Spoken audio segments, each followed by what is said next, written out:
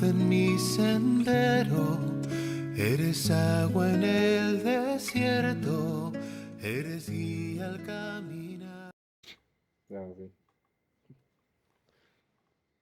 Un saludo muy afectuoso, amigos y amigas de Radio Columbia, de Radio Fides y de la página liturgo.org y de la página Liturgo YouTube y del canal Liturgo de WhatsApp. ¿Vio qué montón? No te faltó uno. No. Un saludo muy afectuoso, mi queridísimo diácono Mauricio Fernández Rojas. Saludos en Jesucristo, amigo y Señor nuestro. Muy buen día y se nos está acabando la Pascua. Claro, ya estamos hoy Voy a hacerlo entre diciéndole comillas. adiós al Señor Entre comillas, ¿verdad? y se nos acaba la Pascua. Entre comillas. Sí, porque al final hay que saber que todos los domingos del año, todos Son los domingos Pascua. del año son Pascua. En todos los domingos del año celebramos la resurrección de Cristo. Entonces, realmente eso no es más que una constatación de lo que sucedió, pero en aquel lenguaje totalmente simbólico, pero es además la sensación de la madurez de la iglesia que tiene que asumir, que tiene que hacer lo que tiene que hacer por sí sola, que tendrá ayuda y la tuvo y la ha tenido y la tendrá, pero que es un acto de responsabilidad personal. Es como el ejercicio de la madurez, ¿no le parece? Pues algo así va. Lo que pasa es que vamos a ver hacia dónde nos llegan las lecturas, porque sí creo que vamos a tener que usar tu traducción, porque esta le he dado varias vueltas y pido perdón de una vez, pero voy a usarla. Y no hay manera. No hay manera, voy a tratar de hacerlo. Ujú. La comunidad de Mateo nos dice para el día de la ascensión lo siguiente. En aquel tiempo los 11 discípulos se fueron a Galilea, al monte que Jesús les había indicado. Al verlo ellos se postraron, pero algunos dudaron. Acercándose a ellos Jesús les dijo, se me ha dado todo poder en el cielo y en la tierra. Vayan pues y hagan discípulos a todos los pueblos, bautizándolos en el nombre del Padre y del Hijo y del Espíritu Santo, enseñándoles a guardar todo lo que les he mandado.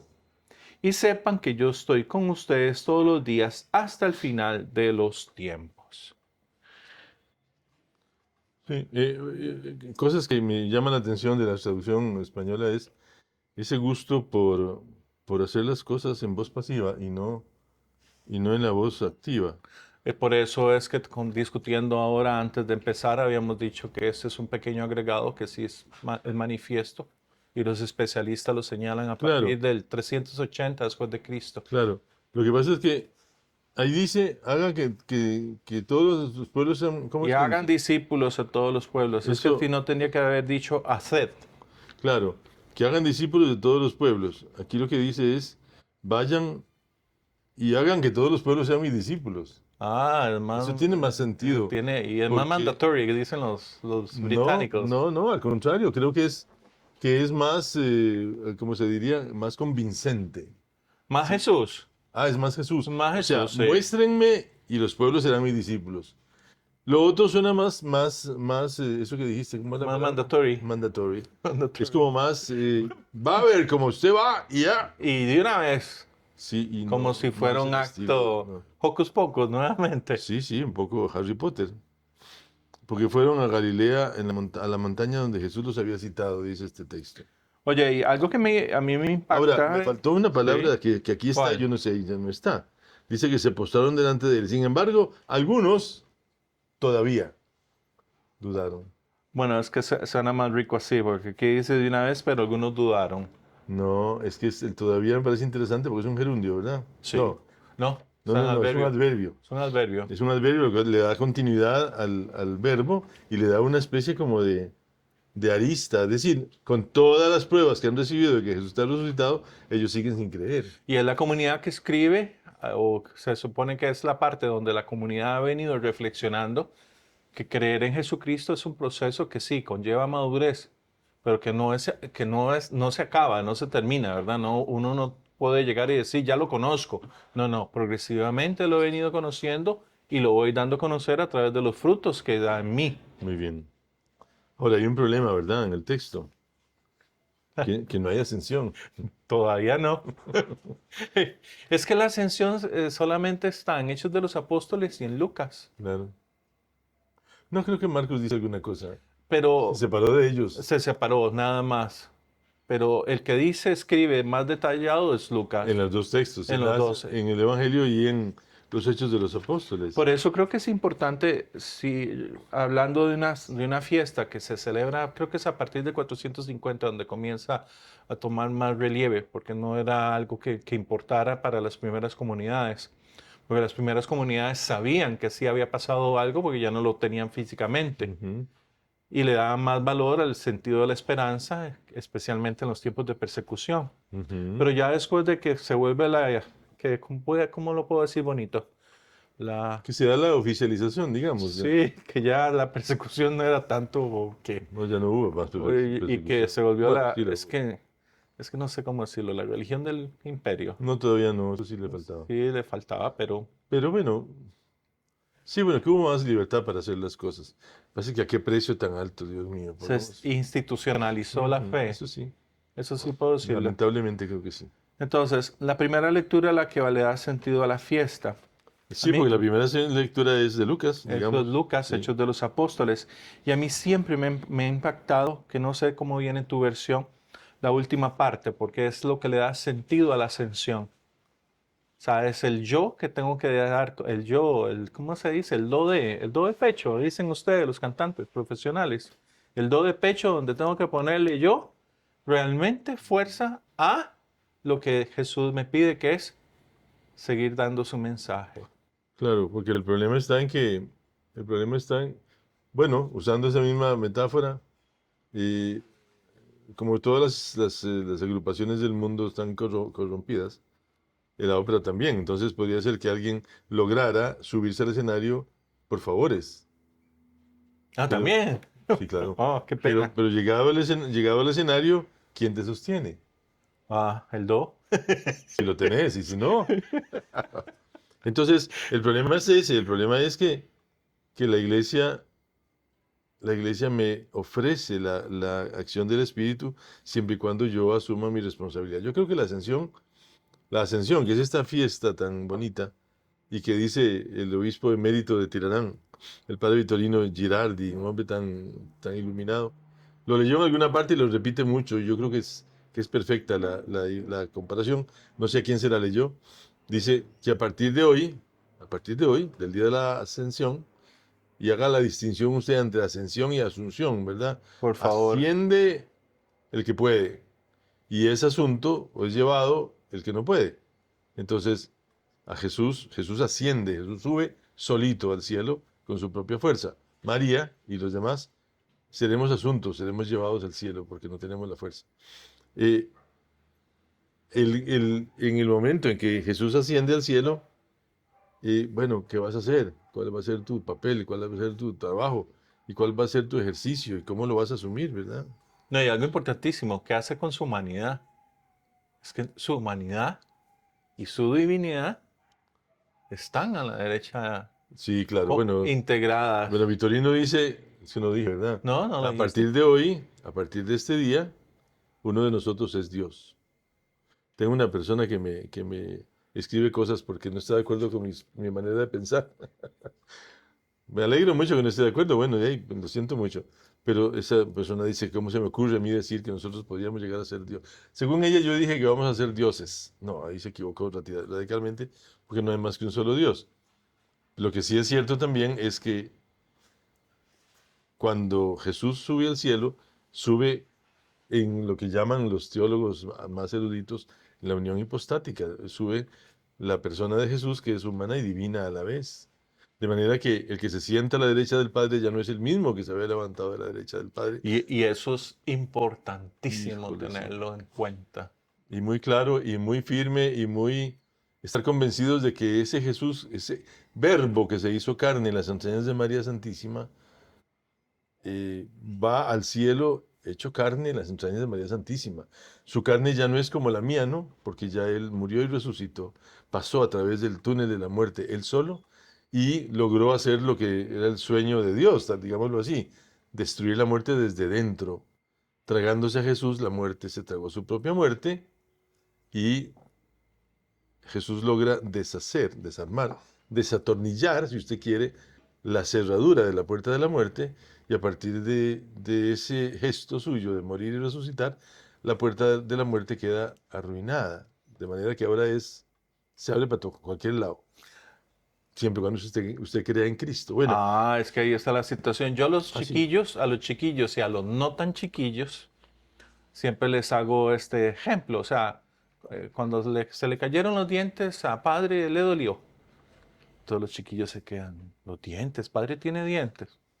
Yo les digo, no, es que eso es lo que le está diciendo Jesús. Ahora, padre, viera los procesos de cambio que tiene uno como ser humano. Claro, es mi conversación imaginaria que imagino, yo la enternezco un poco, ¿verdad? Mauricio es muy pragmático. Yo la enternezco un poco porque yo imagino que cuando se termina la fiesta del recibimiento del Verbo Sí, encarnado, se también. sientan en el trono el Padre ahí y el Hijo a la derecha, y el Padre se volvería muy íntimo, muy cercano a su Hijo amado, amadísimo, a quien bueno, y le habrá preguntado, ¿cómo son realmente? Contame, ¿cómo son? Y Jesús, conmovido, le habría dicho, vieras cómo sufren. El pecado hizo destrozos en ellos. Porque pueden estar pegados al cielo y en una fracción de segundo bajar al profundo del abismo sin razón y sin sentido. Pero para eso tenemos el otro paráclito, Así, claro, claro. que Pero es ausente en algunos, pero no importa. sí, pero es presente por él. Esa es la ventaja del Espíritu. Esa es la presentación Porque el del Espíritu es capaz hasta poner a los burros a hablar y a decir cosas que... El otro día que leí un artículo, me pareció un poco exagerado, de un obispo español que dice, ¿por qué Dios escogió al Papa León? Qué pregunta tan arrogante, le hubiera dicho yo a ese obispo. Pero en todo caso, eh, Dios permitió incluso que Alejandro VI fuera papa. Y uno Tal vez ya se dio cuenta por qué lo escogieron a él como obispo. hombre, tal vez sea eso. Tal vez rasurándose dijo, mira, claro, Mira, con razón. hay un principio con Alejandro VI y con Julio II, es que ninguno de los dos hizo herejías teológicas ni canónicas. Sus gobiernos, que fueron una miseria, porque estaban rodeados de vicios, a pesar de eso mantenían La la- doctrina. sí, por lo menos la majestad de la iglesia como presencia de Dios en el mundo, sí la La sostiene. doctrina de su tiempo. No, pero no Es creas. que pusiste el... Incluso hay Yo unos... tengo una teoría del peor de los escenarios y pusiste un No, escenario bastante fuerte. sí, claro, el más fuerte, yo creo. Incluso hay me estoy acordando, unas leyes que se llaman vacantes, que son promulgadas por Alejandro VI y que son muy positivas para la vida de la iglesia. Porque Dios saca clamores de las piedras. Por eso, hablando de las vacantes, es que a mí me encanta el final de este texto de Hechos de los Apóstoles, Es que creo que es el que le da sentido a todo. porque es el que dice, ok, estás para algo. ¿Qué? Tienes que conversarlo pero tu propósito de vida lo vas a ir identificando Estás diciendo el en la pasaje que medida. dice, Sí, dicho esto, dale, los dale, apóstoles, dale. dicho esto, los apóstoles lo vieron elevarse y una nube que es presencia de Dios sí. lo ocultó de la vista de ellos. Y como permanecían así, ¿verdad? Con la jeta abierta y viendo para el techo, como permanecían con la mirada puesta en el cielo mientras Jesús subía, se les aparecieron dos hombres vestidos de blanco que les dijeron, hombres de Galilea, ¿por qué siguen mirando al cielo? Este Jesús que se les ha sido quitado y fue elevado al cielo vendrá de la misma manera que lo han visto partir. Dios mío, qué bonito. Es que ahí yo entro en dos cosas. El reinado de Dios ya está en medio de nosotros. Claro. Y el reinado de Dios se hace presente en mi vida como historia de salvación, segundo aspecto. Y el reinado de Dios lo hago yo presente en las situaciones concretas en las cuales me voy actuando. No tengo que estar viendo el cielo. No. No, es mi vida. No. En la interacción con la vida de los demás, la que hace presencia real de Dios. O presencia egoísta mía, si yo solamente quiero mi beneficio. Pero si es en función del bien común, presencia real de Dios que quiere que todos estemos bien. Hoy, ¿verdad? Hoy. Le pregunto a la gente, ¿cómo hace usted para hablar con Dios? Entonces la gente dice, rezo. a veces es usted el que está hablando con Dios. Dios no le puede contestar. ¿Sí? Si usted reza y reza y reza, Dios qué le puede decir y a qué horas. Esa idea de que hablar con Dios es un poco, bueno, abrir el corazón a Dios, a ver qué me va a decir Dios, sobre todo a partir de la palabra de Dios. Y eso se llama orar por cualquier Sí, tal cosa. vez es mejor cambiar Orar es diálogo. Pero entonces, ¿cuándo reza usted? ¿Cuándo ora usted? Ah, bueno, en la mañana, antes de comer y nada más. Y su trabajo no es oración, y su asueto, su momento de mirar el paisaje, no es oración. Y su andar en el bus, moverse durante, no sé, una hora, aburridísimo. Usted no puede entrar en oración ahí para que usted viva esa certeza de la presencia de Dios. Ahí es donde nos damos cuenta de hasta dónde ha llegado nuestro grado de conversión. O si nosotros no somos más que unos pajosos que estamos guindados de un Viendo para el de techo. un clavo viendo para el techo. Porque nos encanta, si tenemos un problema, vemos al cielo y le pedimos a Dios que intervenga. Dios interviene y si te vi ya no me acuerdo porque ya no te necesito. Tenemos una religión de superstición, ¿verdad? O una religión de idolatría. Y es una religión en la cual ya Pablo, a una comunidad que ama, porque ese sí es el verbo que hay que usar. Éfeso es una de las comunidades amadas de Pablo. O sea, todo lo que hace por esas pequeñas lugares. ¿Ah? Realmente lo movieron. Le movieron el corazón. Es un poco lo que nos pasa a los curas. Y he estado conversando esto con amigos de otras parroquias. Y eso pienso que Pablo, el otro día que estábamos leyendo Hechos de los Apóstoles, cuando Pablo se despide de los presbíteros de Éfeso, precisamente, ¿Eh? porque dice que no los va a volver a ver. Se ponen a llorar. Todos lloraban. Todos lloramos, seguro Pablo también, porque a uno se le rompe el corazón en pedazos, lo va dejando por aquí, por allá. Yo dejé el corazón medio perdido, un poquito en la merced, a pesar de que pasó un año y que la gente era muy poco presente, el significado de la iglesia, qué sé yo. Pero en Córdoba, por ejemplo, 12 años, imagínese usted, cuánto cariño tuve yo ahí, cuánto cariño recibí de una comunidad bonita, buscadora de Dios, qué sé yo. San Pablo se va a Éfeso y en Éfeso aprende que la gente lo puede querer mucho y que les pueden agradecer lo que hace por ellos, ¿verdad? Entonces dice que el Dios de nuestro Señor Jesucristo, el Padre de la Gloria, les conceda un espíritu de sabiduría y de revelación que les permita conocerlo verdaderamente, Dios mío. Y hagamos un corte. Sabiduría es saber vivir. Sí, yo siempre digo que sabiduría tiene más que ver, no tiene tanto que ver con saber, Sino cuanto el con sabor. sabor. Sí. Entonces es saborear a Dios. Una viejita que no sabe apenas leer es más sabia que yo, porque a ella Dios le baja y ella entra en contacto con Él, espontáneamente, en su vivencia, en su gozo, en su alegría, en su satisfacción, claro. Saborea a Dios. ¿Cómo viene tu versión? Porque aquí dice, ilumine los ojos de su corazón para que comprendan cuál es la esperanza a Ilumine la los que los ojos. llama. Sí, aquí Es dice. una tautología. Por eso, e ilumine los ojos de vuestro corazón para que comprendáis cuál es la esperanza a la que os llama. Que Él ilumine sus corazones para que ustedes puedan valorar la esperanza a la que han sido llamados.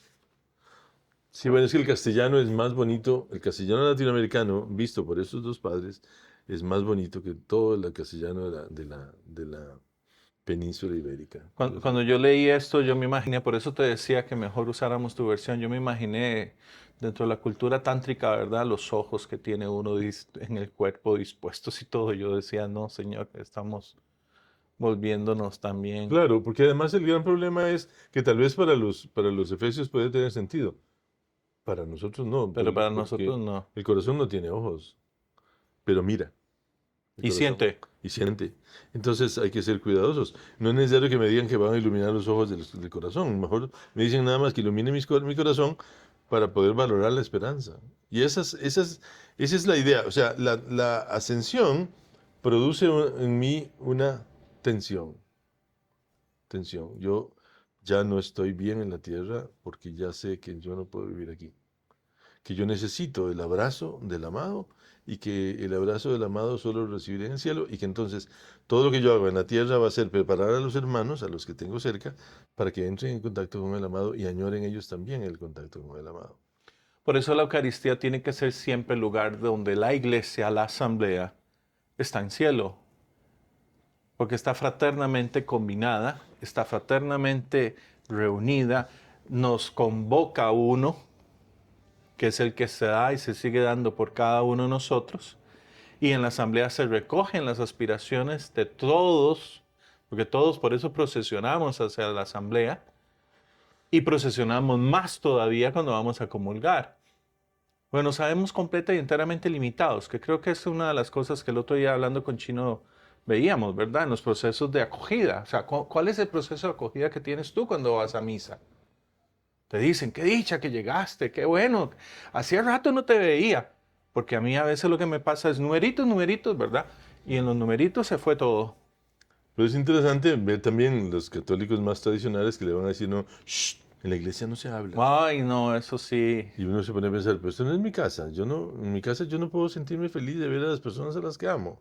O él está ahí, tiene que portarse bien. Claro. Y yo, Que no está allá afuera. está ahí afuera también. O sea, está en ti. Es que creo que lo que tenemos que hacer nuevamente es, sé que se está tratando de catequizar, pero tiene que ser bajo la experiencia. La experiencia, no podemos seguir con la idea de que a Jesús lo llegamos por la cabeza. Sí, puede ser que empiece por la cabeza. Yo sé que Jesús en mí empezó por la cabeza, pero cuando lo volvió una experiencia de vida, cambió absolutamente todo.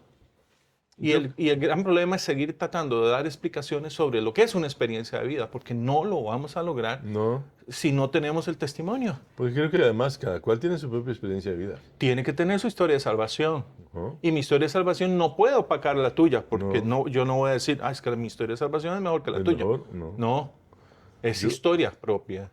Yo creo que la experiencia de Jesús entra por los poros, entra por cualquier parte. Y yo lo estoy diciendo con la boca tan abierta porque creo que es una historia de vida. Y ya a mi edad ya yo lo puedo percibir y sé que lo puedo medir incluso, porque es una cosa extraña, es muy extraña.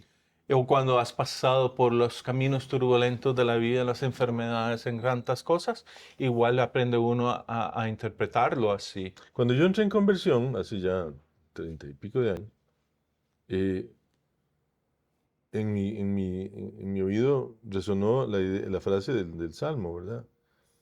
Ya no, aunque pase, sino yo pasé por cañadas oscuras y me doy cuenta de que nunca me dio miedo, porque sabía en el fondo del corazón que el Señor estaba conmigo.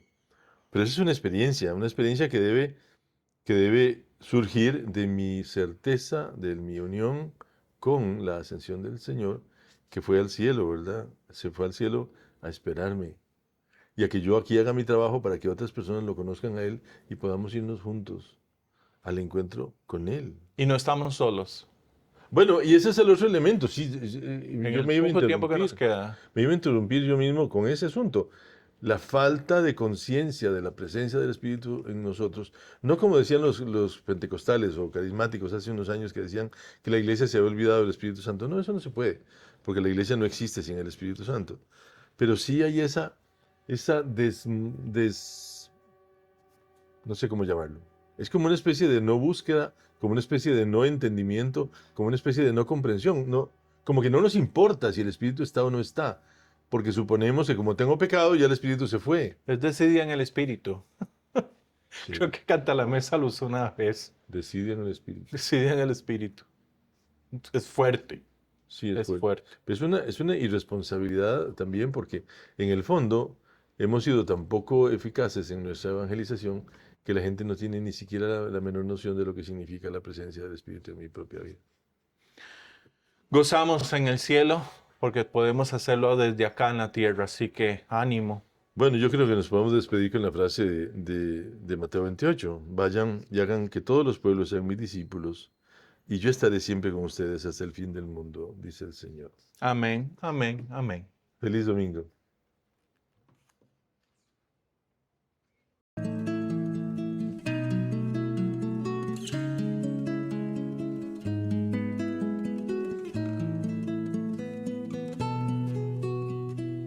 Tú eres luz en mi sendero, eres agua en el desierto, eres guía al camino.